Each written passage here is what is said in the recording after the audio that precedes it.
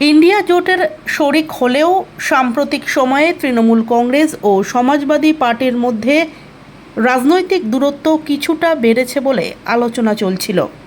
এরই মধ্যে বৃহস্পতিবার বিকেল ৫টা নাগাদ বৃষ্টি ভেজা বিকেলে মুখ্যমন্ত্রী মমতা বন্দ্যোপাধ্যায়ের কালীঘাটের বাড়িতে সৌজন্য সাক্ষাৎ করতে পৌঁছলেন সমাজবাদী পার্টির রাজ্যসভার সদস্য জয়া বচ্চন। তার সঙ্গে ছিলেন তৃণমূল কংগ্রেসের রাজ্যসভার সাংসদ ডেরেক ওব্রায়েন। কালীঘাটের বাড়িতে জয়া বচ্চনকে স্বাগত জানান মমতা বন্দ্যোপাধ্যায় এবং তৃণমূলের সর্বভারতীয় সাধারণ সম্পাদক অভিষেক বন্দ্যোপাধ্যায়। তবে তাদের মধ্যে ঠিক কী বিষয় নিয়ে আলোচনা হয়েছে সে সম্পর্কে আনুষ্ঠানিকভাবে কিছু জানানো হয়নি। উল্লেখ্য, সম্প্রতি সমাজবাদী পার্টির সর্বভারতীয় নেতা কিরণময় নন্দ কলকাতায় এসে তৃণমূলের নির্বাচনী পরাজয়ের জন্য মমতা বন্দ্যোপাধ্যায়কেই দায়ী করেছিলেন।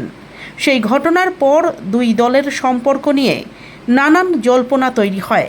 অন্যদিকে নির্বাচনের ফল প্রকাশের পর তৃণমূল নেত্রী ভোটে কারচুপির অভিযোগ তুলে আইনি লড়াই শুরু করেন।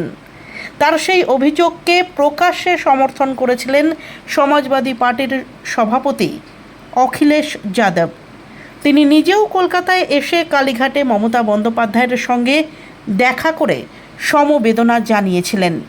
এই আবহেই জয়া বচ্চনের কালীঘাট সফর নতুন করে রাজনৈতিক মহলে জল্পনা উস্কে দিয়েছে। উল্লেখ্য, মমতা বন্দ্যোপাধ্যায়ের সঙ্গে জয়া বচ্চনের দীর্ঘদিনের সুসম্পর্ক রয়েছে। অতীতেও পশ্চিমবঙ্গের বিধানসভা নির্বাচনে তৃণমূলের হয়ে প্রচারে অংশ নিয়েছিলেন তিনি। তাই বর্তমান রাজনৈতিক পরিস্থিতিতে তার এই সাক্ষাৎকে ঘিরে নানান মহলে কৌতূহল ও আলোচনা শুরু হয়েছে।